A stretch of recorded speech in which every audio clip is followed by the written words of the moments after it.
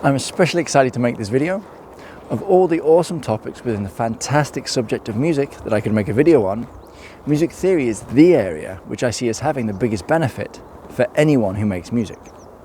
I've spent quite literally a quarter of a century learning about how music works, and what follows in this video will be the most powerful information I can give you in the shortest amount of time possible.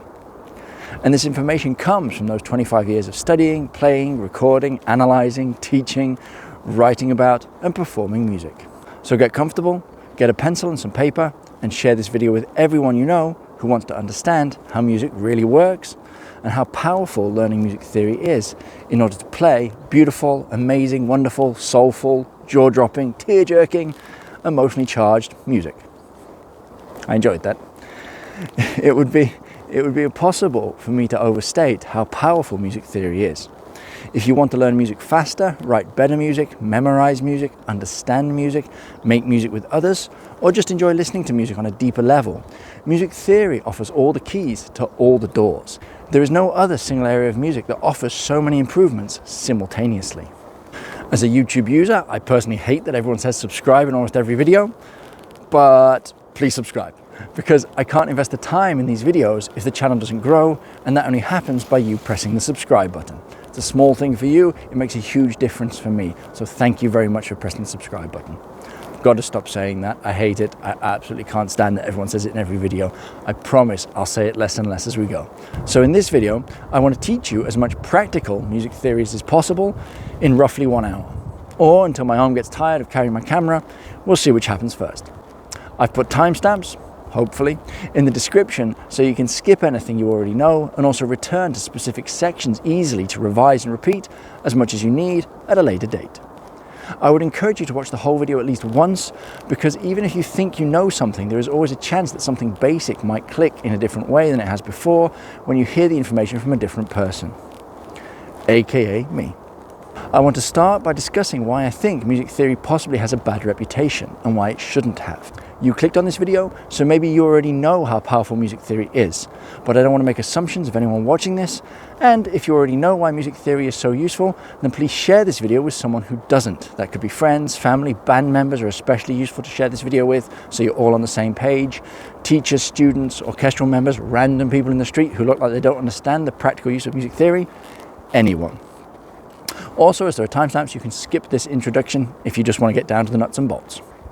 The first reason I think music theory has a bad reputation is that it's all too often not taught hand in hand with practical music, which is just ridiculous. In the UK, for example, we have exams that are very common for anyone learning a musical instrument to take. They go from grades 1 to grade 8, grade 1 being the easiest, grade 8 being the hardest, and each grade will take an average person roughly a year to complete. The same companies that administer these practical exams also offer theory exams, which are completed by sitting silently in a room with 30 other people and filling in a paper which tests music theory. Now, I'm not hating on these tests at all, because studying for them and taking the tests definitely formed the base from which my understanding of music theory grew, and music in general.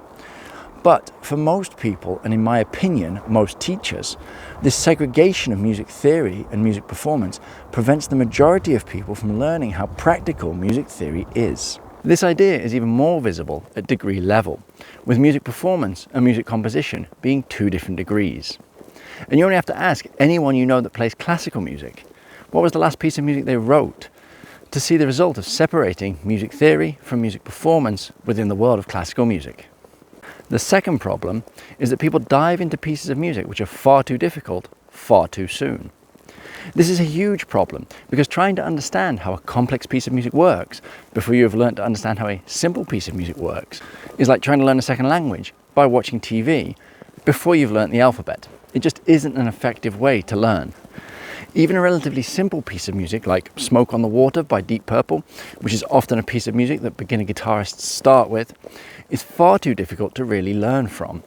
The opening musical idea is physically possible for a lot of people, but understanding the piece comes from the key of G minor and the use of fifth chords and inverted fifth chords, which can also be thought of as fourth dyads, and the use of a flattened supertonic chord in the chorus, is far too complex to grab onto and build upon for a beginner that doesn't even know music is made from only 12 notes.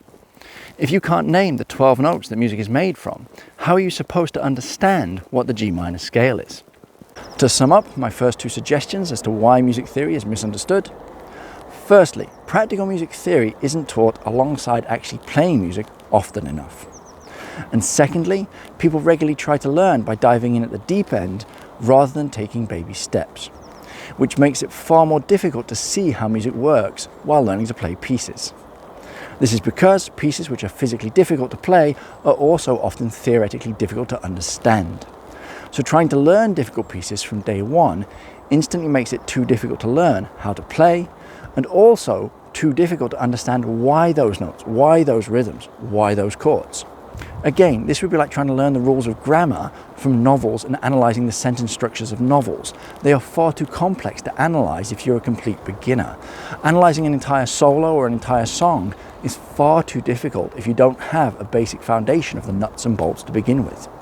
Next on my list of reasons why I believe music theory has a bad reputation is that often music theory is taught in a classroom by people who, without being offensive to anyone in any way, aren't regularly on a stage themselves. I cannot overstate that music theory puts you on a stage, if that's where you want to be. No one has to perform on a stage if they don't want to. Alongside with the classroom teaching of music theory, I believe theory examples in a classroom are all too often either too complex or too narrow. Throughout this video, I'm going to give you practical examples of complete pieces of music and not just one bar here or one section there. Complete pieces of music is what we want to learn, not 100 bits of songs. My final thought for this introduction, before I show you the power of practical music theory, is that music is simple. I've had the pleasure of working with so many different types of musician and in so many different styles over the years that I've seen firsthand how different people think about music differently. I've worked with people who understand music theory very well, and I've worked with people who don't understand any music theory. And although this is an oversimplification, it is true that the people who don't understand music theory come to the same conclusions as the people that do, but a lot slower. A quick story that highlights this is that I once, let's say, debated literally one note in a song for half an hour with a person I used to be in a band with. I suggested the chords I thought were the best options to fit with their melody, and they didn't like any of them. I kept suggesting things, we kept playing them, they kept saying they weren't the sound they were going for, as if music comes from outer space or something. So after half an hour, we left it alone. The next day they come back to me with the sound, and then they played me the same chord I'd played them the day before after the first 20 seconds of debating what the correct sound was. What I could suggest in 20 seconds took them 24 hours. And two things from that. One, the outcome was no more magical despite the extra 23 hours, 59 minutes and 40 seconds of their life and stress over it. And secondly, which is super important, they'd actually forgotten what I'd suggested the day before because they don't have the same connection with music. Music theory gives meaning to the structures and units of music. For example, if I ask you to memorize the letters M-A-G-I-C-A-L, magical, that is far more easy than remembering the letters D-S-Z-Y-Q-V.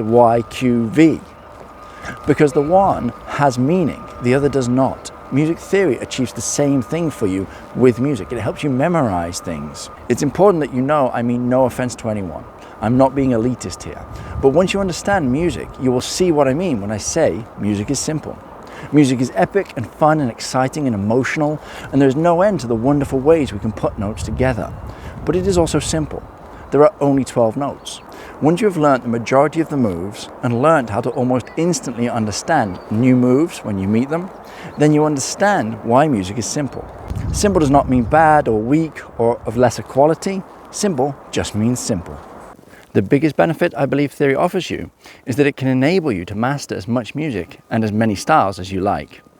As you will see, music is a universal language, possibly the only actual universal language that everyone and anyone can speak. I know most people have a favorite style, and a lot of teachers only teach in one style. You go to the classical piano teacher or the jazz piano teacher or the rock keyboard teacher, but my philosophy is that music is universal and you shouldn't limit yourself to one style. In fact, I think you're a better musician if you don't. And a lot of people argue that they want to be great at one style rather than average at two. What I'm saying is you can be way, way above average at every style, all of them, if you learn correctly and if you learn the correct skills, of which music theory is one of the main ones. I really hope that introduction was useful to you and empowers and inspires you to play as much music as you can and to share music with others whilst understanding music is a simple language. Introduction over, get a pencil and some paper, and most importantly, your instrument, whatever it is, and also a device to listen to music on. There are only 12 notes. That's where it all starts. There are other music systems which have more than 12 notes, but for 99.9% of the music I teach, that is rock, pop, jazz, blues, folk, funk, flamenco, metal, EDM, classical, and so on, all of it is made from just 12 notes. The 12 notes consist of what are called 7 natural notes and 5 sharps and flats. The 7 natural notes are A, B, C, D, E, F, and G, and the sharps and flats are the notes found between these natural notes. There's a sharp and flat pair between each pair of consecutive natural notes, apart from B and C and D and F. What that mouthful means is that the 12 notes that exist are called A, and then A sharp, which is also B flat, then B, then C sharp, which is also D flat, then D sharp, which is also E flat, then E, then F sharp, which is also G flat, then G, and finally G sharp, which is also A flat. The series of 12 notes then just repeats at higher and lower levels, which we call octaves. And the great thing is, this is the same for pretty much all instruments, which is one of the reasons why music is so brilliant. It's universal.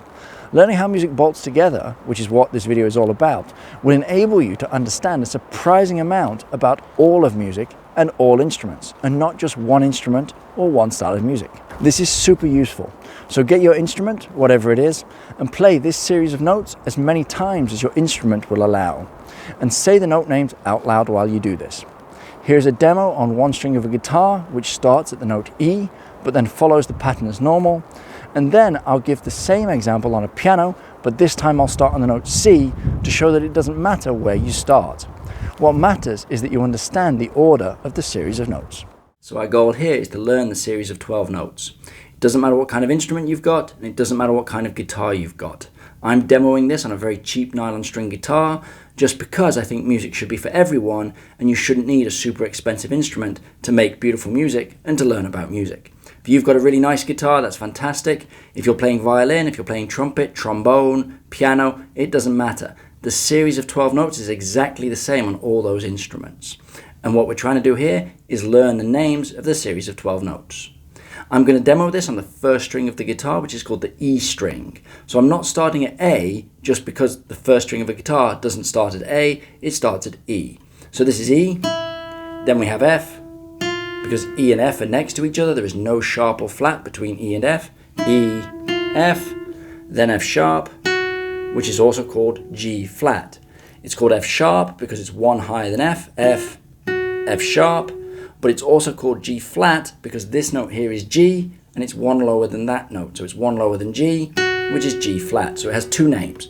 Remember, context will tell us whether it's F sharp or G flat, but it has two names. If you call this F sharp, that's correct. If you call this note G flat, that is also correct.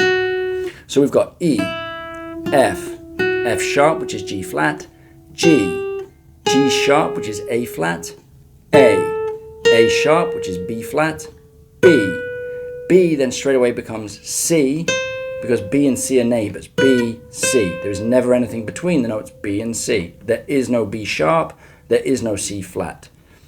Technically, B sharp is C. If this is B, this would be B sharp. If this is C, this would be C flat. But that's a very extreme example. Most often this is B and this is C. We then have C sharp, which is also D flat, then D sharp, which is E flat, before getting back to E. And this note is E, without anything, the open string is E, and this 12th fret is also E. That's why on a nylon string guitar, the neck joins the body at the 12th fret. There are 12 notes in an octave. We say octave because there are 8 letter names in the octave. E, F, G, A, B, C, D, E, 8. That's where the word octave comes from, but there are 12 notes if you count all the sharps and flats. I'll do that one more time, just quickly. So E, F, F sharp, which is G flat, G, G sharp, which is A flat, A sharp, which is B flat, B, C straight away, C sharp, which is D flat, D sharp, which is E flat, E. You should then repeat that on all 6 strings of your guitar or on whatever your instrument is until you're comfortable with the note names. Eventually you need to know where all the notes are. You need to know that this is an F sharp on the 2nd string here. You need to know that this is an F. You need to know the names of all your notes all over your instrument, whatever your instrument is. But to start with, we just want to learn the series of 12 notes and the order in which they return. We've got A sharp, B, C, C sharp, D, D sharp, E, F, F sharp, G, G sharp, A. I could have used the flat names. That time I just used all the sharp names. So I'm now going to do the exact same thing, but on a piano, just to show you how universal this series of notes is. This is the cheapest keyboard I have available to me, again, just to show that you don't need an expensive instrument to make beautiful music. I've got cardboard jammed in the volume control here because Casio have done a fantastic job of making this extremely loud, and my babies really like putting it at full volume. So I've got card jammed in there so that the maximum volume we can get isn't too loud. So we need to find a note, and any note, it doesn't matter which note you find. The point is to learn the series of notes. So for example, we have the note C here. Anytime there's 2 black keys, you have the note C. 2 black keys, the note C. 2 black keys, the note C. Doesn't matter where you start from, but on piano we traditionally start on C. If you wanted to start on A is here. It doesn't matter where you start, we just want to learn the series of notes. So I have C, C sharp, which is D flat, D, D sharp, which is E flat, E, F, and remember, E and F, there's no sharp or flat between them, that's why there's no black key. E and F, and B and C.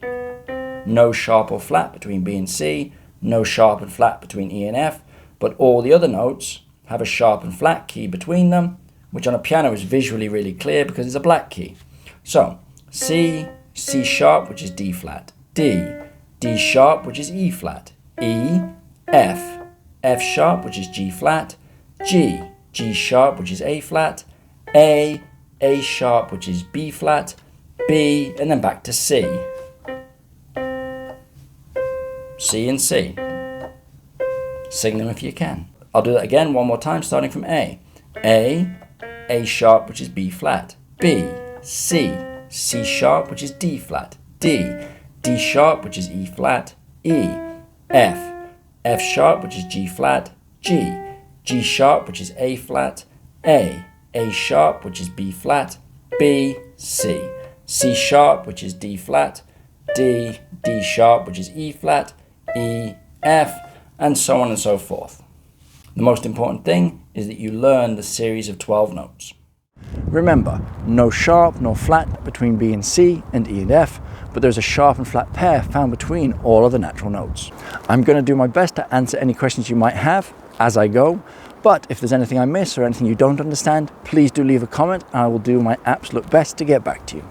So the question you might have is, when is a note called by its sharp name and when is a note called by its flat name? And the answer to that is context. It depends on what is happening within a piece of music that decides if a note is, for example, F sharp or G flat. Even though F sharp is G flat, sometimes it will be more correct to call the note F sharp and sometimes G flat. As I will show you, context will decide this for us. So write down the question, how do we know if we use a note's sharp name or its flat name? And keep that question in mind as we learn. Next, I want to talk about intervals. The word interval in music simply means musical distance. We can measure physical distance in centimeters, or meters, or kilometers. For example, I can say Helsinki is a little over 600 kilometers from where I'm currently walking, but I can't measure the distance from one note to the next in the same way. We can hopefully all agree that if I sing 2 notes, la, la, that 1, I can't sing, and 2, the first note was lower than the second, and that there was a distance between the 2 notes. But we can't say how many centimeters or meters that distance was. So in music, we have the word interval, which describes the distance from one note to another. Distance is vital in music because distance is one of the main elements that causes you to feel whatever it is you feel when you listen to music. For example, here is a chord, and here is another chord. I changed one note by the smallest distance possible. In other words, those two chords are as close as it is possible for two chords to be from a distance perspective. But hopefully we can all agree it's a huge difference and very dramatic, the difference in the feeling that they evoke. Let's do the same again. Here's another chord. And here's what happens if I change one note by the smallest distance possible. Dramatic, yes? This is why we need to learn about distances, that is, musical intervals. The distances we want to start with are the half step and the whole step, also called the semitone and the tone where I come from. A half step or semitone is the distance from any note in the series of 12 notes to the next one. So from A to A sharp is a half step, from B to C is a half step, and from D flat to D is a half step. A whole step or tone is the distance from one note to the note two away from it. So from A to B is a whole step, from F to G is a whole step, and from C sharp to D sharp is a whole step. The most important thing to notice is that a half step always feels the same regardless of which two notes are involved. I can play you this half step or this half step. Both half steps most likely evoke the same feeling within you. And the same is true of all distances.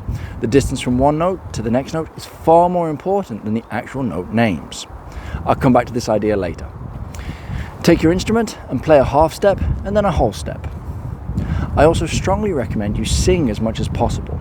It doesn't matter if you can sing or not, singing is just a great way to connect your head, ears and instrument. Singing is part of you, your instrument is not. So singing is a great way to get more connected with music in general. Again, regardless of if you can sing or not.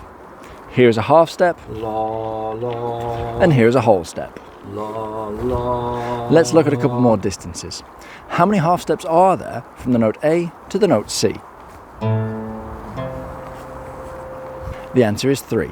A to A sharp or B flat is 1, A sharp or B flat to B is 2, and B to C makes 3. So the answer is there are 3 half steps from the note A to the note C. We could also say there are 1.5 whole steps between the notes A and C, because 1.5 whole steps is the same as 3 half steps. Either is correct. Question 2. How many half steps are there from the note F sharp to the note A sharp? There is 1 half step from F sharp to G, 1 half step from G to G sharp or A flat, 1 half step from the note G sharp or A flat to A, and 1 half step from the note A to the note A sharp. This means there are 4 half steps between the notes F sharp and A sharp. Again, we could also describe this distance as 2 whole steps, because 2 whole steps are the same as 4 half steps. The next 2 things we need to cover explain how something like 90% of all music works. And I cannot stress enough how powerful and useful these 2 things are, and how simple music is after you understand these 2 things. Drum roll please. Scales and chords. Whatever music you are playing or listening to, there are really only 2 things ever happening. Either one note is being played after the other, or notes are being played together at the same time.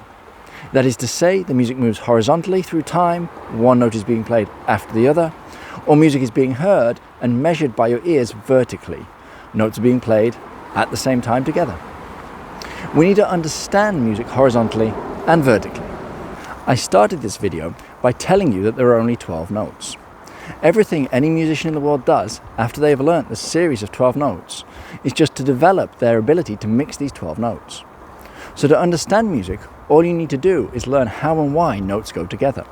What happens if I play this note after that note? What happens if I play these notes together? What happens if I play those notes together?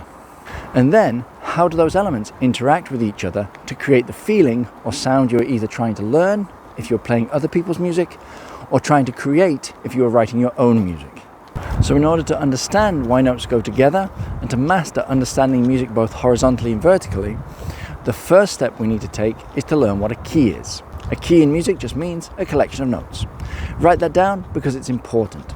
A key is a collection of notes. Almost all music is made from the 12 notes I keep hammering on about, but almost any song you like only uses 7 notes at any one time. For example, Let It Be by the Beatles uses these 7, Demons by Imagine Dragons uses these 7, Perfect by Ed Sheeran uses these 7, Hysteria by Muse predominantly uses these 7, and so on. It doesn't matter what style of music you like, any song will most likely be made primarily from 7 of the 12 notes. And these sets of 7 notes are called keys. You can just look up what notes are found within a key, but I'm going to teach you how to work out what notes are in any key for yourself. To do that, you need to take a starting note and then follow a pattern of intervals, musical distances. For example, if I start with the note A and follow the interval pattern 2-1, 2-2-1, 2-2, I get the notes A, B, C, D, E, F, G, and A. This is called the key of A minor because I started on an A and I selected the rest of the notes by following a specific pattern of intervals. A whole step away from A is B, and then a half step away from B is C, and then a whole step away from C is D, and so on. Minor means whole step, half step, whole step, whole step, half step, whole step, whole step. That is 2-1, 2-2-1, 2-2. That's just what it means. So the next challenge to see you've understood this is, can you work out what the notes of the D minor key are? You start on the note D and then select the notes that preserve the distances: whole step, half step, whole step, whole step, half step, whole step, whole step. That is 2-1, 2-2-1, 2-2. A whole step is 2 and a half step is 1. Pause this video and give it a go before I give you the answer. To find the notes of the D minor key, we start on the note D and then we select the notes E, F, G, A, B flat, C, and D. And if you've made it this far into the video, then honestly, really well done. Because now we can start to explain all sorts of things that were not possible earlier. First, why does the key of D minor contain a B flat and not an A sharp? Those are the same notes, but it's convention to have one of each note within a key. We want one A of some kind and one B of some kind. If we had A and A sharp, then we would have two A's and no B at all. Hopefully that's easy to remember. Next, we can see the difference between A minor and D minor is that there is a B natural, that is a normal B, in A minor, and there is a B flat in D minor. What you need to do now is to perform an internet search for songs in A minor, find one that you like in a style of music that you like, and then, whilst listening to it, play the notes of A minor and then D minor on your instrument along with it. The vital thing here is to notice how the notes sound against the recording. Which set of notes sound best with the song, and which set sound like you were playing the wrong notes. Or what notes clash with the recording, to put it another way. If a song is in A minor, that means it has been made from the notes of the key of A minor, the notes A, B, C, D, E, F, and G. That means notes such as B flat or D sharp will most likely clash or sound bad when played at the same time as any piece of music that is in A minor. This is powerful because when you know this, it means you know beforehand what notes a song or piece of music will most likely use, and that you only have to think about 7 notes and not 12. The challenge of learning a piece of music has just become smaller, and therefore easier. And it's not just about one piece, but about any piece in A minor. It's just improved your playing of so many pieces in one move. A quick recap before moving on. There are only 12 notes. I can't say that too much. And most pieces of music only use 7 notes at any one time. And these sets of 7 notes are called keys. Keys are made by taking a starting note and then selecting the rest of the notes using a series of musical distances. A series of musical distances is called an interval arrangement. The interval arrangement for any minor key is 2-1, 2-2-1, 2-2. The distance of 2 is called a whole step or a tone, and the distance of 1 is called a half step or a semitone. And finally, a whole step is the musical distance or interval from any note to the note 2 higher in the series of the 12 notes, and a half step is the distance from any note to the note directly next to it, or above it really, in the series of the 12 notes. All of that information is super important because it will allow you to learn and, if you want, write music better and quicker. Because once you know the key of a piece of music, you only need to focus primarily on 7 notes. This makes the problem a lot easier to solve. Building on this, you need to know that there are lots of sets of notes and lots of different types of sets of notes. So we have covered the minor key, and the next type of key we need to learn about is called the major key. All you need to know here is that to build any major key, you take a starting note and then select the notes by following the interval arrangement to 2-1, 2-2-2-1. Everything you've learnt so far here means this should be a really easy next step. Let's see. Get a pencil and some paper, and can you work out and write down the notes of the key of A major? Pause this video and continue when you've done this. To work out the notes of A major, we take the starting note, A, and then select notes by following the interval arrangement 2-2-1, 2-2-2-1. That gives us the notes A, B, C sharp, D, E, F sharp, G sharp, and A. Remember, we want one of each letter, which is why we have a C sharp and not a D flat. If we had a D flat, it would mean we would end up with 2 Ds and no C. We have now covered major and minor keys, and that alone will unlock the vast majority of music.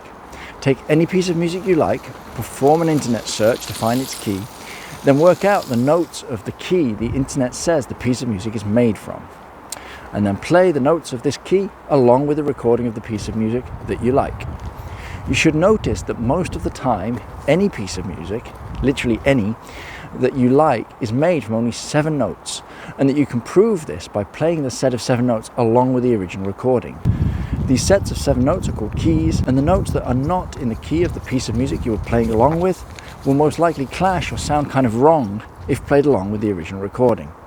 This is really important for any musician, and you should be doing this daily. Just put on a recording, play along with it, and listen and hear which notes sound the best along with the recording. From this, work out sets of 7 notes and work out what key the piece of music you are listening to is in. You should find that most songs are made from 7 notes, and if you write them all down, you should be able to look up what key those notes come from. You then learn your keys, and this gives you a positive feedback loop, reinforcing your knowledge of keys, along with reinforcing your ear training to see which notes sound best with which songs. Let's work out the notes for some more keys before moving on. Your challenge here is to write down the notes of the C major, B flat major, G sharp minor, and B flat minor keys. Pause this video before continuing. I really hope you did that, because being active rather than passive is so important if you really want to learn anything. And here are the answers. For those of you listening and not watching, the key of C major contains the notes C, D, E, F, G, A, B, C, that is no sharps, no flats. B flat major contains the notes B flat, C, D, E flat, F, G, A, B flat. That is, the key contains the notes B flat and E flat, and all of the notes are naturals, that is, not sharp nor flat. G sharp minor contains the notes G sharp, A sharp, B, C sharp, D sharp, E, F sharp, and G sharp. And B flat minor contains the notes B flat, C, D flat, E flat, F, G flat, A flat, B flat. Don't worry about any mistakes you made. Mistakes are great, we learn from mistakes. Rewatch everything I've said about keys and give it another go. If you're still stumped, leave a comment in the comment section. I will do my utmost best to get back to you. The next question to answer is, how many keys are there? At the level of a professional musician, we can debate it, depending on how you want to define key. But for now, let's ignore the donuts out of that debate and agree that there are 12 major keys and 12 minor keys. The reason for this is because in order to make a key, we take a starting note and then follow the pattern 2-2-1, 2-2-2-1 for any major key, and the pattern 2-1, 2-2-1, 2-2 for any minor key. Due to there only being 12 possible starting notes, there are only 12 major keys and 12 minor keys. And these 24 keys explain almost every guitar solo you love, every note a singer chooses to sing in a song, every note a bass player decides to play. Even every note a composer wrote and will write, regardless of if it was Johann Sebastian Bach, Freddie Mercury, or if they've not even been born yet. These 24 keys explain the vast majority of horizontal note choices in all music. How cool is that? And it didn't even take half an hour for you to learn why musicians play the notes they play. And as I'm sure I said earlier, it doesn't matter if the musician knew about keys or not. The guitarist didn't need to be thinking, oh, I'm in the key of C major, the band is playing in C major, I can't play a C sharp note in my guitar solo. They just didn't do it, because if they did, it would sound like this. Knowing this makes everything in music so much easier and so much faster. Not knowing this means you will pretty much make the same note choices, just a lot slower than if you knew what was going to work before you even started playing. And you can prove this really easily by just analysing a lot of music. You will see that these patterns come up time and time again. It's almost impossible to do anything else. And when someone does something else and plays a note that's not in a key, it sounds a certain way, and again, we can then make a rule for that which we can copy and paste into another place. We've covered intervals and keys, and the next term to cover is the term scale. I've said many times, a key is a collection of notes. And a scale is simply the notes of a key ascending or descending in a specific order of one note after the other. So you've already been using scales because when you take a starting note and follow the interval arrangement to select the notes of a key, you are actually creating the scale of that key. A key is just the collection of notes, and the order doesn't actually matter. But a scale has to be specifically one note after the other, either ascending or descending, for it to be a scale. For example, I can say the key of C major means using the notes that are not sharp or flat. But the scale of C major is C, D, E, F, G, A, B, C. If I change the order of the notes, it is no longer a scale. By the way, the word scale comes from the Latin meaning ladder or staircase. It ascends or descends. It goes up or it goes down. The G major scale is G, A, B, C, D, E, F sharp, G, or descending G, F sharp, E, D, C, B, A, G. But the key of G major really just means use F sharp and not F natural. F natural being normal F. If a piece of music is in the key of E flat major, for example, I just think E flat, A flat, B flat. But if I want to play the E flat major scale, then I need to think E flat, F, G, A flat, B flat, C, D, E flat. The order is what makes a scale a scale. So far we've made scales in order to work out what notes are within a key. Intervals, keys, scales. Next we need to learn about chords, and this will explain the vertical nature of music. Or put another way, understanding chords means understanding why notes are played together at the same time. A chord simply means notes played together at the same time. Technically, if we're being specific, a chord is when 3 or more notes are played together at the same time, and 2 notes played together at the same time is just an interval or a musical distance, and not a chord. But personally, the distinction is not that important. One note played at a time is a melody, and notes played together at the same time creates what is called harmony. We can tackle chords a number of ways, but the best way to start, in my opinion, is by learning about them within a key. We build a scale, such as the A minor scale, the notes A, B, C, D, E, F, G, and A, and then we want to stack what is called a first, a third, and a fifth on top of each note of the scale. For example, if A is 1, B is 2, C is 3, and so on, I'm going to stack A, C, and E on top of each other. A is the first, C is the third, and E is the fifth. I'm then going to go to the second note in the scale, the note B, and stack its third and its fifth on top of it. So B is now the first, D is now the third, and F is now the fifth. Each grouping of 3 notes forms a chord. And we can build 7 chords within a key. 7 notes in a key, giving us 7 notes on which to build 7 chords. The third chord within the key of A minor is made by stacking a C, an E, and a G. C is the first or starting note, E is the third in relationship to the C, and G is the fifth in relationship to the note C. If I complete the table for the key of A minor, it looks like this.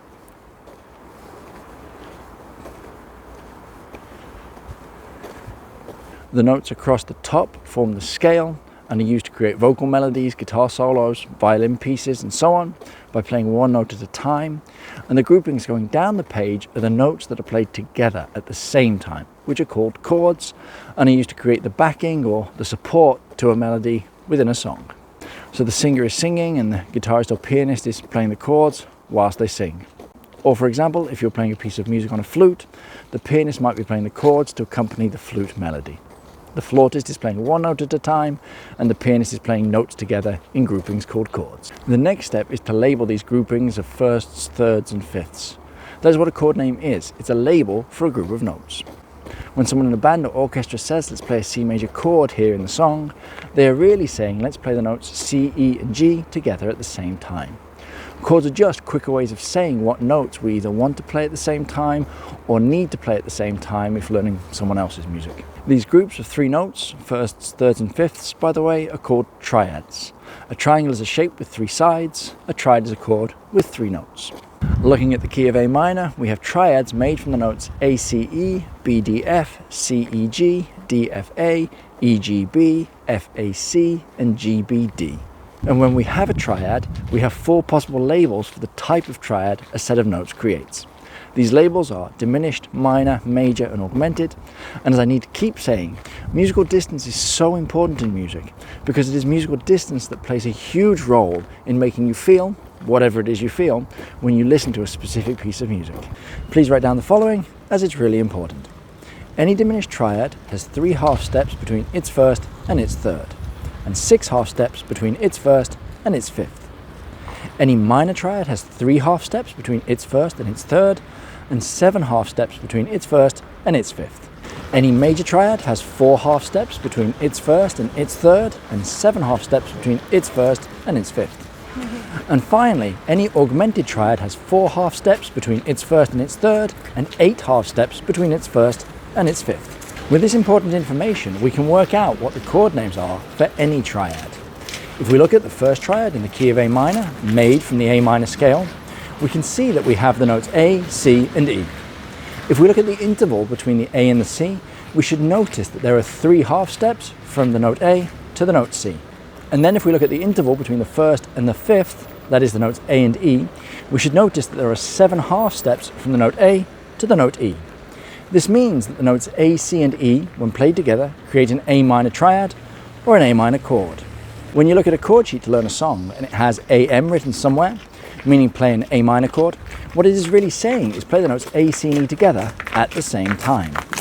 Try this. Get your instrument and play an A minor chord, and then look at the notes you are playing. You will discover that you are playing only the notes A, C, and E. And if you are playing more than 3 notes, that you are simply repeating or doubling some of the notes. You might be playing 2 A's, 2 E's, and 1 C, for example, or 2 E's, 3 A's, and 4 C's.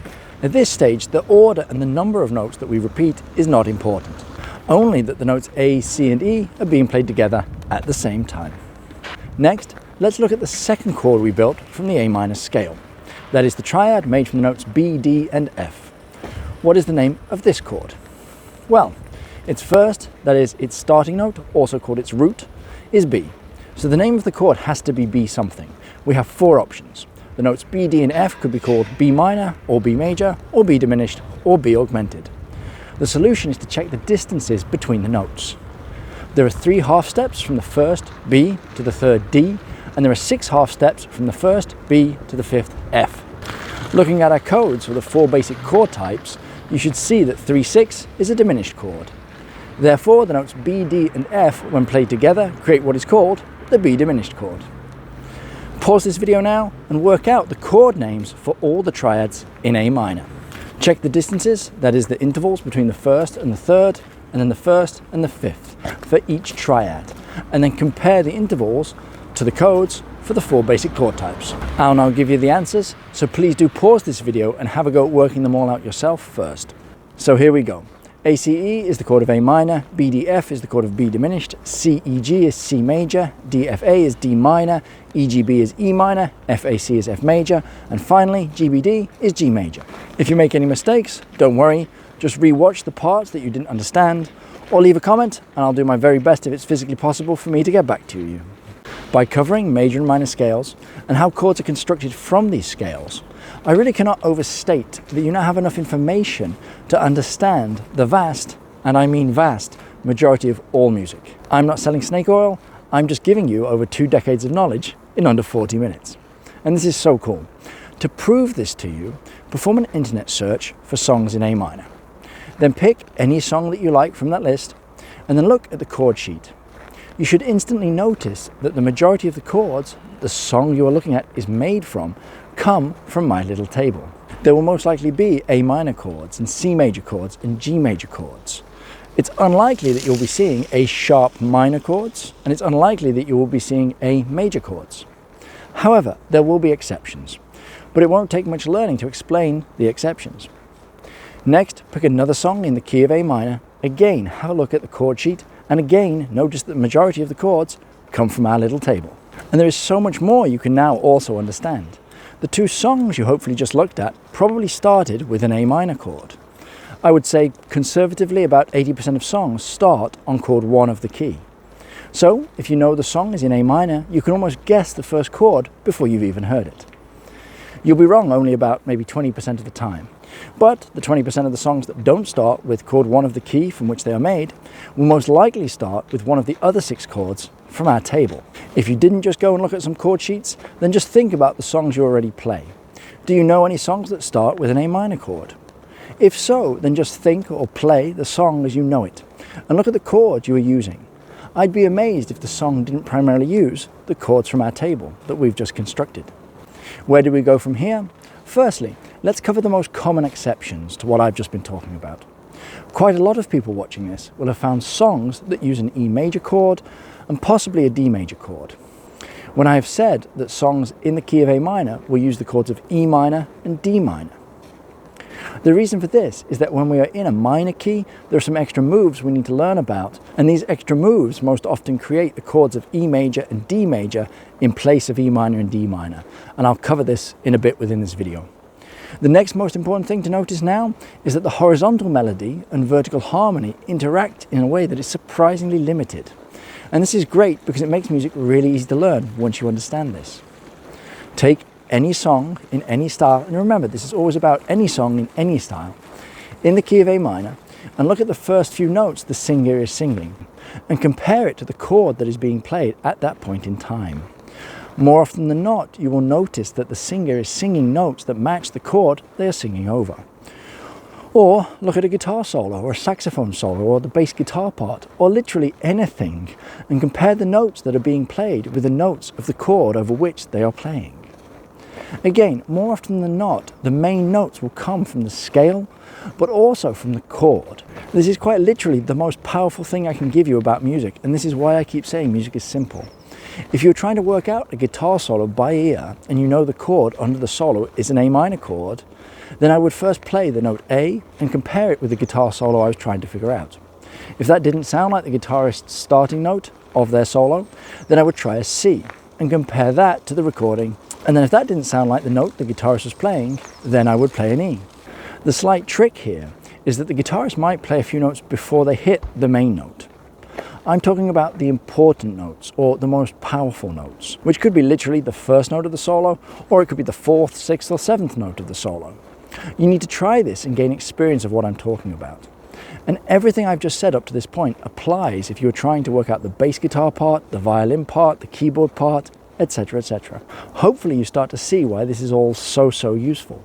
Regardless of the style and regardless of the song, I am saying that you have a 1 in 3 chance of literally guessing the first main note in any vocal melody, guitar solo, bass line, anything from any song that has ever been written, and even songs that have not yet been written. Rewatch what I just said on repeat until you feel you get the magnitude of what I am saying, and why I said at the start of this video that music is simple. Share this video with anyone and everyone, because everyone can learn the main nuts and bolts of music in literally an hour. I'm at about 40 minutes into this 1-hour video, so let's use the next 20 minutes reinforcing everything and adding a few extra ideas, before I finish with some really impressive shortcuts. I would like you to get a pencil and some paper and work out the notes of the D major scale, and then stack the notes of the triads before finally working out the names of the triads or chords. Pause this video, and here are the answers.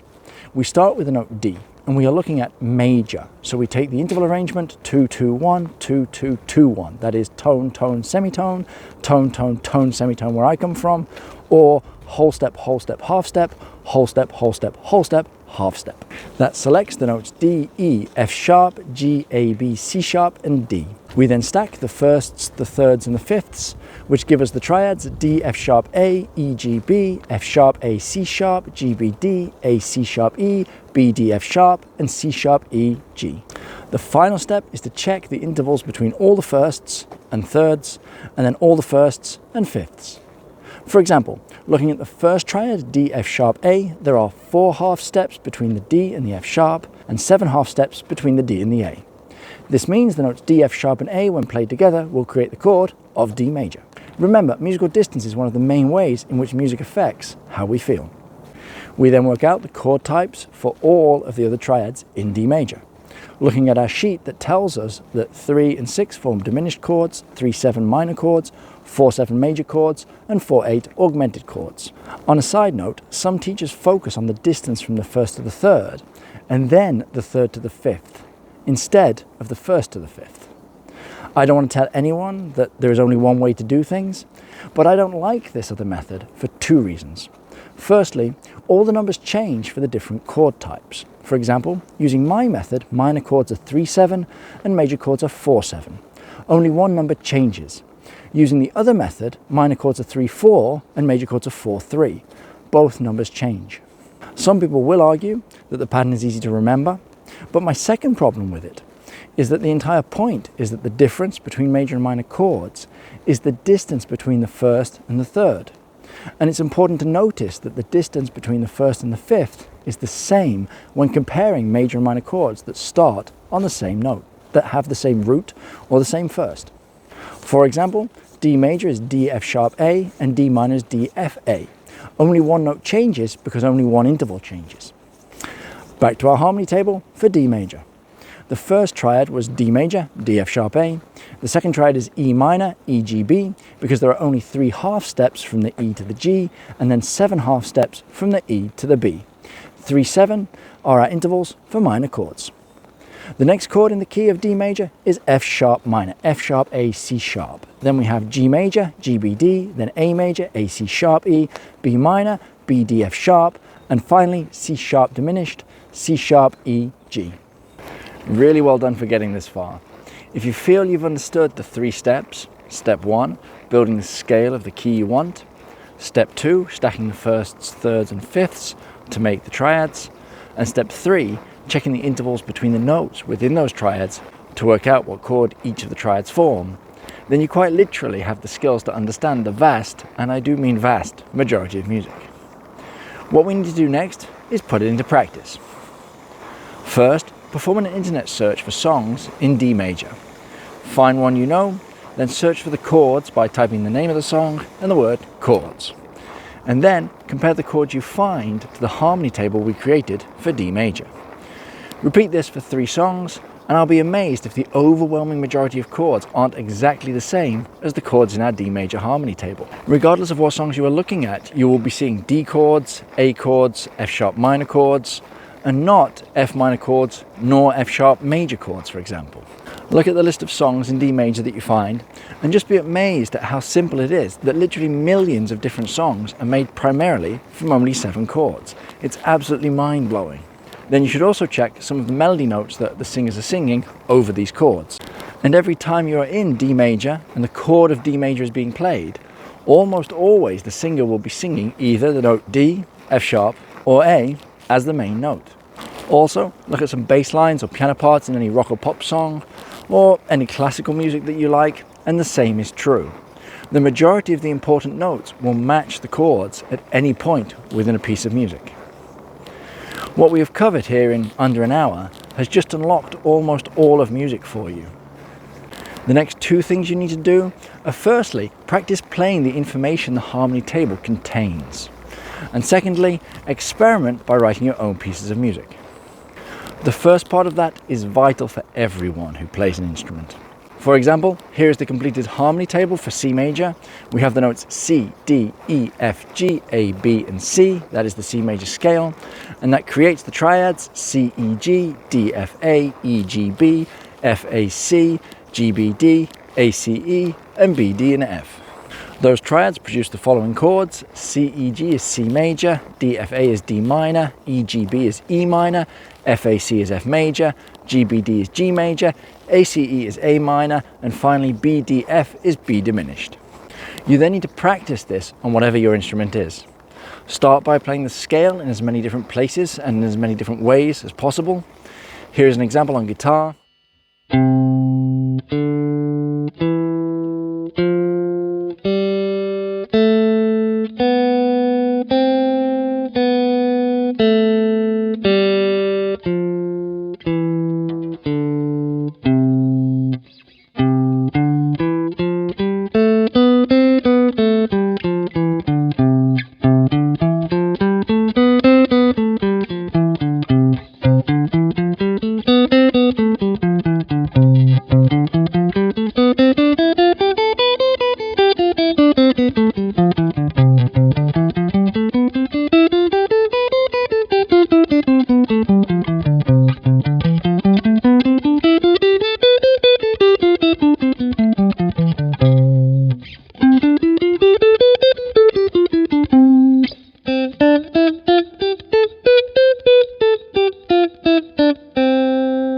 All the time I'm just playing the notes C, D, E, F, G, A, B, C, one after the other in different places, ascending and descending. And then I can play them in different patterns and different orders and with different techniques. After that, we next practice the chords in C major. That is C major, D minor, E minor, F major, G major, A minor, and B diminished. And again, play them in as many different places as possible, in as many different ways as possible. If you play saxophone, for example, or bass guitar and can't or don't play chords, then don't worry, just skip this step. Here's an example on guitar, and I'm just going to loop the 7 chords that we can build in the key of C major and play them in as many different places as possible.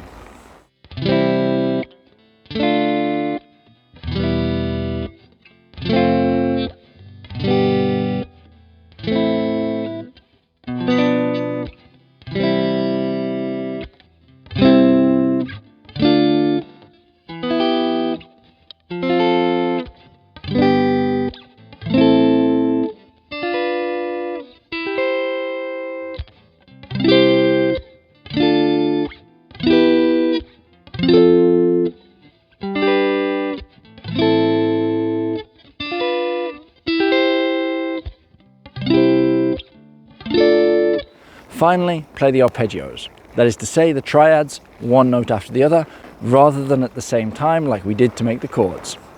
And all instruments can do this. I'm going to play C, E, G, C, then D, F, A, D. So the first, the third, the fifth, and then the first again, which is called the octave here, because the distance from any note to the next note of the same name is given the interval name, an octave. Like scales, you should play these arpeggios ascending and descending. So first, third, fifth, octave, fifth, third, first. Here's an example in C major.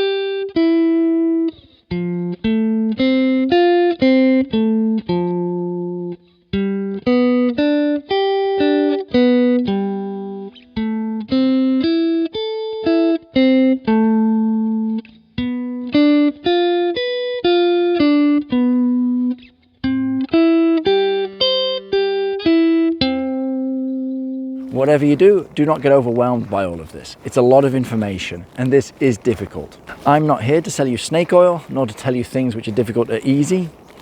We can learn how much of music works in about 1 hour, as I'm proving, but it will take literally years to be able to play this information on your instrument.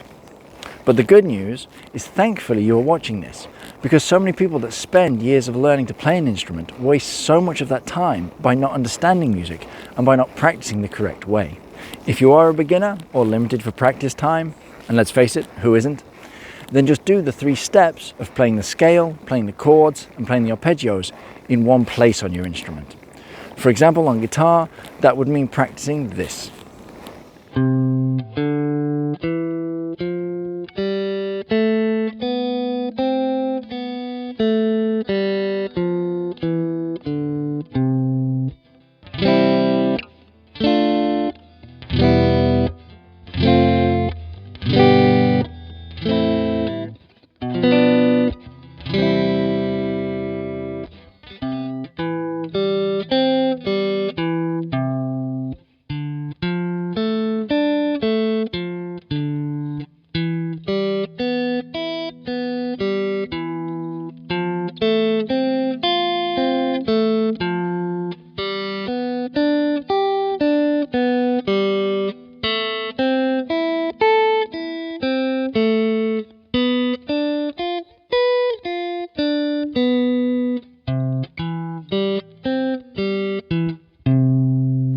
That was in just one area of the guitar, and because we were repeating the same notes just in different ways, the more you practice, the easier and easier this gets, which is what we want.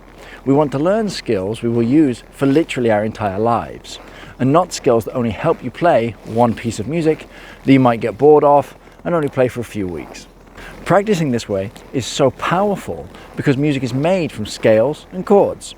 So if you practice this information, then you will be able to learn any piece of music more quickly and more efficiently than if you just dive into the tab or notes or chords, without understanding how it's all connected and how similar all pieces of music actually are. The next piece of music you learn, find its key and then go through the steps I have laid out here. Then start to play the piece and be conscious of the notes the song is made from. If it's a guitar solo you are learning, is it made from the scale or an arpeggio? And how do the notes relate to the chords over which the solo is playing? When are you landing on a first, a third or a fifth? If it is a solo piece of classical piano music you are learning, for example, take any bar and compare the notes within that bar to the harmony table of the key the piece is in. You should notice that more often than not, the majority of the notes fit with one of the chords. Even though in classical music we don't often have chord names written above the bars, the music is still made from chords. And actually spotting this is important because again, it helps you to learn very complicated classical music faster because the seemingly random notes will actually have an identity. And as I said earlier, it is far easier to memorize things which have a meaning to you than random patterns. Here's an example of this, looking at some music by Johann Sebastian Bach. It says at the top of the music that the piece is in C major, but we could have worked that out ourselves because there are no sharps or flats, which means it was most likely either in C major or A minor, because those are the two keys that don't have any sharps or flats. Next, if we look at the notes in bar 1, we see the notes as C, E, G, C, E, G, C, E, C, E, G, C, E, G, C, E. Does that group of notes sound familiar by any chance? I'll now play you the first 4 bars of this piece of music.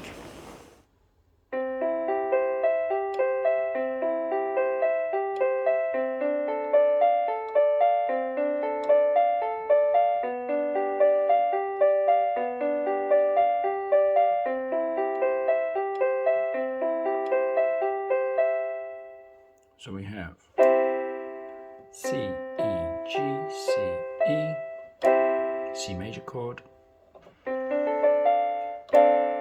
C, D, A, D, F, that's a D minor 7 chord. The triad that I keep talking about is D, F, A. The order doesn't matter, but the first, the third, and the fifth. Then we've got another D here. So those two are the same. I keep talking about this octave. As an octave, but it's the same note. So D is the first, F is the third, A is the fifth, and C is called the 7th.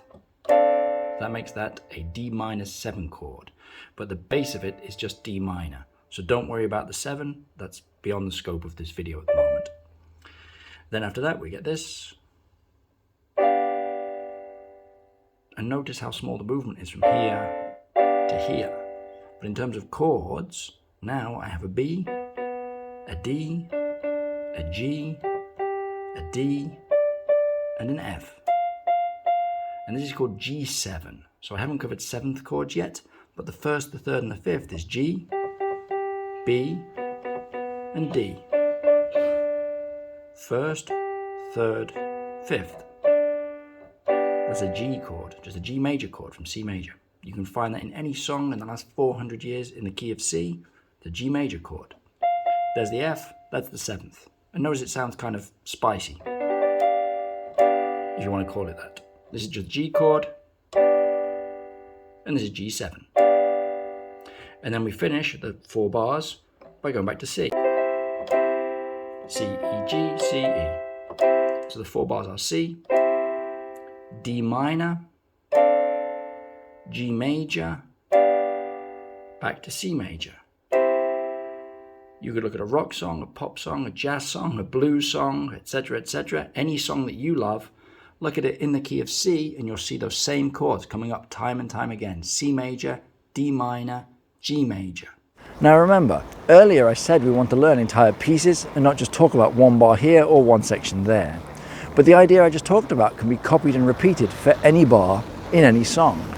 Here is another piece, and I'm keeping things in C major just to keep things simple. This piece is by Rigondi. You don't need to know who he was, but notice when he uses the scale and when he uses the arpeggios, and that we can state what chord the overall harmony is creating in each bar, even though we aren't strictly playing chords.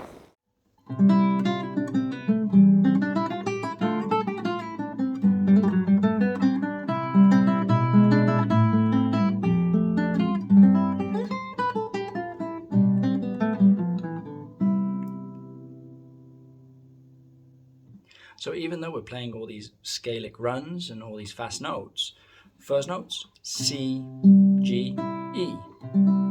C, G, E. Sound familiar? F, E, D, C, B, A, E, C, G. C, D, E, F, G, E. It's still outlining a C major chord the whole time. Bar 2. D, A, F. The first is D, the third is F, the fifth is A. The order doesn't matter at this stage. A, the fifth. G, F, E, D, C. G, D, B. I played a wrong note. G, D, B. It's a G major chord, G, B, D. Doesn't look like a G major chord that you maybe learn this way on guitar, but this is still a G major chord. So the whole first 2 bars are just C, D minor, G, C, leading into bar 3. So even though we don't play it, that is what it's doing. And notice those chords are exactly the same as Bach. C, D minor, G, C. Exactly the same chords as the Bach. And you could look at a piece by the Beatles, you could look at a metal song, you could look at a jazz song, whatever music you like, and you'll keep seeing the exact same things happening time and time again.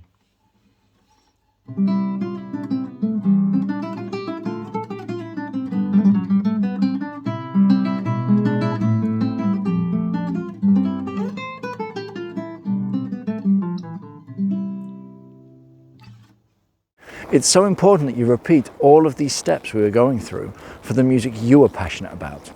I've just given examples of classical music, mainly because it's out of copyright, but the exact same ideas, or almost rules really, apply to all styles from all different centuries and decades. In many ways, the rules haven't changed in the last 400 years, and that's because we've had the same notes for well over 400 years. So you need to look at some music you love and ask yourself what notes are being used in a piano part or guitar part or whatever your instrument is within the music, and how do the notes of the parts relate to the key and chords of the piece of music. I strongly recommend everyone learning to play music also write some original pieces of their own. You don't have to, but it gives you a better understanding of music, and it helps you to learn other people's music if you understand how music is written. To write your own music, watch my series on songwriting. But at a basic level, we can just use everything I've talked about in this video. Pick a key, like C major to start with, draw up the harmony table, and then simply pick 4 chords at random and play them one after the other in a loop. Then either sing over the top, just using a la sound, or words if you prefer that, and see what comes naturally to you. Otherwise, record yourself on your phone playing the chords you choose, and then play the C major scale over the top to create a tune. And grow from there. Change one of the chords, ask a friend who sings to create something over the chords for you, or someone who plays a different instrument than you to play a few notes from the C major scale over the top. When you have done that, change the key and repeat the process in B minor, for example, and so on and so forth, constantly adding different chords and constantly experimenting with different keys. Also, if your friend doesn't know anything about music theory, that's even better, because you can get them to sing or play something over the 4 chords for you, record what they play, and then you can analyze it. And I promise you, if what they create sounds good, most of the time they will be playing the notes of the same scale you're in and putting more emphasis on notes which come from the arpeggios of the chords you are playing. Try it and leave a comment if I was right or not. We have a little time left in this video here, so I'm going to try and explain some of the exceptions you've undoubtedly bumped into, or will bump into when you start comparing harmony tables to the songs you're learning. You'll discover some chords don't match the ones you've worked out in your harmony tables, and there are reasons for this that you can learn. The first bolt-on, plug-in or expansion pack, if you will, that you need is that minor keys often use 3 different types of minor scale. So to understand a piece of music within the minor tonality, you need to really be looking at 3 harmony tables at the same time. The minor scale we have covered here so far in this video is really called the natural minor scale. That is, take any starting note and select the notes by following the interval arrangement 2-1, 2-2-1, 2-2. Whole, half, whole, whole, half, whole, whole, in order to create the natural minor scale of the starting note that you chose. We don't say natural minor that often, we just say minor. But really we should specify natural minor because there is also the harmonic minor and the melodic minor variations. You can equally think of harmonic and melodic minor scales as scales in their own right, but we often compare them to the natural minor scale. So, harmonic and melodic minors. Everything I've taught you in this video is exactly the same. We just start with a different interval arrangement. For harmonic minor, 2-1, 2-2-1, 3-1, and for melodic minor, 2-1, 2-2-2, 2-1. So let's repeat our three-step process of working out the scale, the triads, and the chord names for A harmonic minor and A melodic minor. As always, pause me and have a go by yourself first. And here are the answers. A harmonic minor is A, B, C, D, E, F, G sharp A, and A melodic minor is A, B, C, D, E, F sharp, G sharp A. If you made a mistake, have another go, or leave a comment if you're really stuck. As a teacher, I believe there are no stupid questions, as long as it's genuinely something you were confused by. Then we create the triads. In A harmonic minor, the triads are A, C, E, B, D, F, C, E, G sharp, D, F, A, E, G sharp, B, F, A, C, and finally G sharp, B, D. Notice the G sharp, created from the 3 half-step interval in the harmonic minor scale, feeds into the triads that have a G in them. Then pause to check the distances between the firsts and the thirds, and all the firsts and the fifths. Once you've done that, you compare them with your codes for the chord types, and you can label the triads with the chord names for the scale of A harmonic minor. Pause again, and here are the answers to this. ACE gives you an A minor chord, BDF gives you the chord of B diminished, CEG sharp gives us the chord of C augmented, DFA is D minor, EG sharp B is E major, FAC is F major, and finally G sharp BD is G sharp diminished. Notice we now have an augmented chord type, which you haven't seen so far, because in any major or natural minor key, the intervals don't give you that option. Let's hear the chord of C major, C minor, C augmented, and C diminished.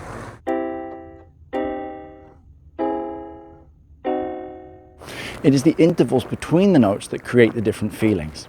For the majority of rock, pop, and electronic music, major and minor chords are used almost exclusively. As for styles which need to create drama in a different way, like really heavy metal or jazz or film music, you will find more diminished and augmented chords. Music theory is music. Before looking at the melodic minor scale, I want to compare the harmonic minor scale with the natural minor scale. If we look at any natural minor and any harmonic minor that start on the same note, we will find that one note in the scale is different. That is, the 7th note is half a step higher in the harmonic minor than it is in the natural minor. And we will also find that this one note means that 3 chords are different, because that one note that is different functions as a first in chord 7 of the key, as the third in chord 5 of the key, and as the 5th in chord 3 of the key. So comparing any natural minor with any harmonic minor which starts on the same note, you will always find that one note and 3 chords are different. And the positions and differences created will always be the same because the underlying maths, that is the intervals, will always be the same. That's the theory. Now for the practical application.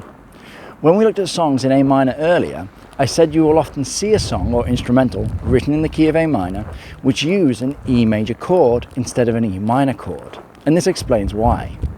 The trick is when learning a piece of music written in any minor key, you need to think about the natural minor, harmonic minor, and melodic minors at the same time. This is because it's really common to mix and match chords from these 3 scale types within the same song. Look at the chord sheet for a bunch of songs in A minor, and you will often find an E major chord replacing the E minor chord. The E minor chord is made from the notes E, G, B, and the E major chord from the notes E, G sharp, B. And that G sharp comes from the A harmonic minor scale. The last thing to be aware of here is that the other chords that are affected by this raised 7th note in the harmonic minor scale are not used anywhere near as often. This is because they are C augmented and G sharp diminished. And augmented and diminished chords are not likely to be found in pop, rock, or electronic music so much. The reason for that is simple. Listen to them. Here is C augmented, and here is G sharp diminished. These sounds and feelings are not suited for softer, palatable styles of music. They are really better for heavy music, jazz, and film music. And that's where you will more often find these chords in use. So please look at the chord sheets for some more songs in A minor and compare the chords to the harmony tables for A natural minor and A harmonic minor at the same time. And then, as always, you need to repeat the process in some other keys to spot the same patterns. You will often find that it's chord 5 of the key that is major and not minor as expected, because of this harmonic minor variation.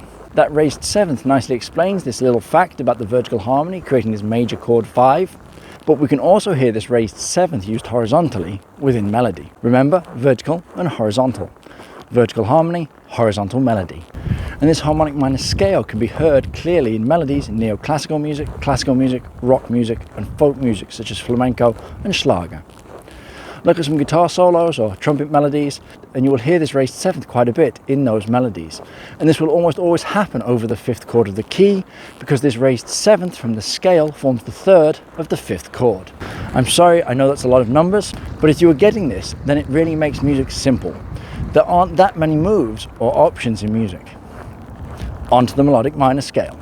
Everything should be getting easier and easier because all the information builds on the same principles that we focused on the entire time.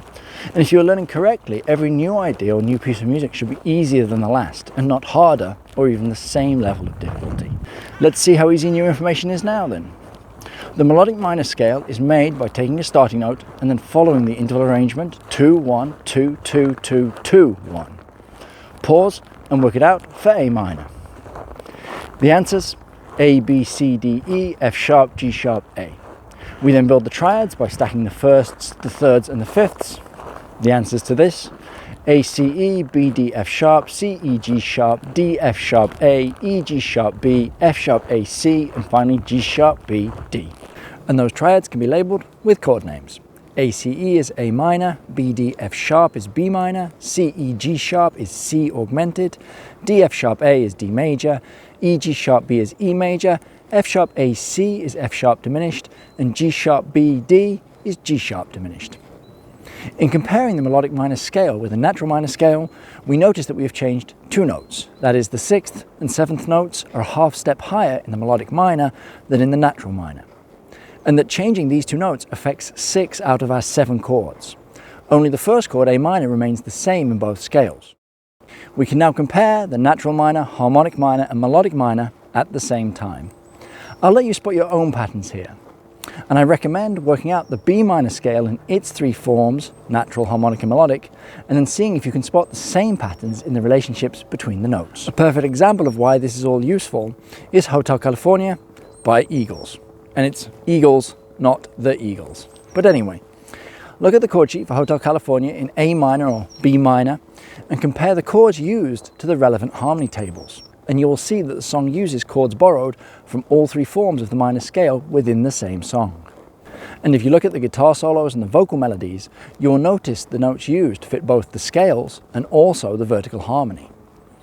That is, the notes match the chord tones. A chord tone is the name for a note that is functioning as part of a chord. Please go and analyze that song so you can see with your own eyes and hear with your own ears that what I'm talking about explains everything, the entire song. On a small side note, traditionally the melodic minor scale changes when it ascends and when it descends. The 6th and 7th notes are raised compared with the natural minor when the scale ascends, and the 6th and 7th notes are flattened when it descends. But personally, this is kind of pointless because all that means is the descending version is identical to the natural minor scale. I would argue you don't even need to know that, but I don't want to be complained at for not telling you all the facts. So, in terms of melodies and chords, which is what almost all pieces of music are made from, if you use all 3 harmony tables at the same time when looking at pieces of music in minor keys, then you're covered for all eventualities. Now that we've covered major and minor scales and chords pretty well, I feel we have 5 major ideas we need to add on to really understand the majority of music. The good news is these 5 things are only modifications to what you already know. The next 5 things I suggest you cover are modes, modulation, borrowed chords, chord extensions, and different types of chords. If you can wrap your head around these 5 things, then you really are going to understand almost everything that happens in almost any piece of music. However, obviously this is a lot to learn. So here I'm going to just introduce the ideas to you and give you the starting point from which to look further yourself. If you want me to cover them in depth and you like the way I'm explaining things to you, then please leave a comment and I'll do my best to make extra videos for you. Modes. Modes, modes, modes, modes, modes, modes. Modes are so often shrouded in mystique, but really they're just other types of scales. How people teach them, in my opinion, actually causes a lot of confusion. But at a basic level, you just need to know that there are lots of other scales with strange sounding names, and that the names are simply labels for different interval arrangements. For example, take a starting note, follow a specific pattern of intervals like 2-1, 2-2-2, 1-2, which has the name Dorian, and then follow the exact same steps I've tried to hammer home during this video. Select the notes using that interval arrangement, build the triads, and then label the triads. To understand modes, you just need to learn some more names like major and minor, but modal names are things like Dorian and Phrygian, and then learn more interval arrangements. Major is 2-2-1, 2-2-2-1, Phrygian is 1-2-2-2, 1-2-2. And there are easy patterns once you get into it. So investigate them or watch my videos on those. The important part is that different intervals evoke different feelings and create different sounding music. Scales, modes and chords are just the tools with which to make music. Nothing more, nothing less. Next on our bonus list is modulation. That just means changing the key you are using within the same song. So maybe the song starts in C major using the notes with no sharps and flats, and then at some point the song starts using notes from the G major scale, which has an F sharp note in it. So in learning about modulation, you need to learn how to spot when it happens, and you need to learn what are the relationships between the keys that we most often modulate from and to. And then you just change the harmony table to match the new key you have moved to. So actually, not much new information here. You can think of it as looking at two different songs within the same song. Two different scales with two different sets of chords used within the same piece of music. If you are writing your own music, you just need to learn what feelings modulation creates within a piece of music, and if you want to use it to create those kinds of feelings within your own music. And a piece of music can modulate as many times as it likes within the same piece. On to borrowed chords. These are simply chords that you find within a piece of music that don't belong to the key the song is primarily in. So research borrowed chords, and as always, learn the relationships between the notes and the chords. The relationships are more important than the specific chord names. Chord extensions just means adding more notes into the chords. In this video, I have taught you about the triads, that is, chords made from firsts, thirds, and fifths. But we can stack more notes and play them together at the same time in order to make bigger chords. For example, we could stack the first, the third, the fifth, and the seventh to create what is called a seventh chord. Or a first, third, fifth, seventh, and ninth to create a ninth chord. You already have the tools within this video to build these chords. The difficult part is that more notes means a lot more chord names or labels. Major 7, minor 7, diminished 7, minor 7 flat 5, also called half diminished 7, minor major 7, and so on. The concepts of how you build these and label them you should understand from the information that was in this video. You just need to learn the rules for the new labels. Why is it dominant 7th? Why is it major 7th? And so on. You actually already know the answer to that question. It's to do with the interval arrangements and the distances between the firsts, thirds, fifths, and sevenths. Finally, for my bonus ideas here, different chords. We can actually label any group of notes played together at the same time as a chord. For example, CEG is called C major, but what is the name when I play CDG together at the same time? That's called C sus2. But if I play CEGD together at the same time, that's called C add 9, and so on. We can take a basic chord, a triad, and take notes out or add notes in from any of the 12 notes that exist. And we will end up with a new chord name. This means the list of chord names to learn is huge. But there are rules, and there's a semi-logical system that can be learnt to make it easier. For now, when you play a song and you see a chord with a name that you don't know, like B7 sharp 9 maybe, for example, look at the notes the chord is made from, write them down, and then work out the intervals between the notes and their relationships to the starting note. There is a lot to learn there, but the core idea that we can play notes together at the same time and then give these notes a collective name is no different than what I talked about at the start of this video when I said all any musician will do throughout their musical life is either play one note at a time or multiple notes together at the same time. I'll have to leave it there for this video, but please leave comments and I'll make videos to explain what people request. For example, metal fans need to know about Phrygian harmony, Jazz fans need to know more about seventh chords and more about modulation and some tricks like the 2-5-1 and tritone substitution. Blues fans need to know about mixing major and minor harmony tables simultaneously. And flamenco fans need to know about Phrygian dominant scales, and so on. There are only 12 notes, and that isn't going to change ever. So, whatever style of music you like, everything we have covered here is vital. This knowledge forms the foundation for you to understand all music. And then you just need to know what lens or trick to focus on in order to unlock and master the different styles of music. I truly hope you've enjoyed this video. It's been epic to make it and share this knowledge with you. Have a wonderful day, whatever you're doing.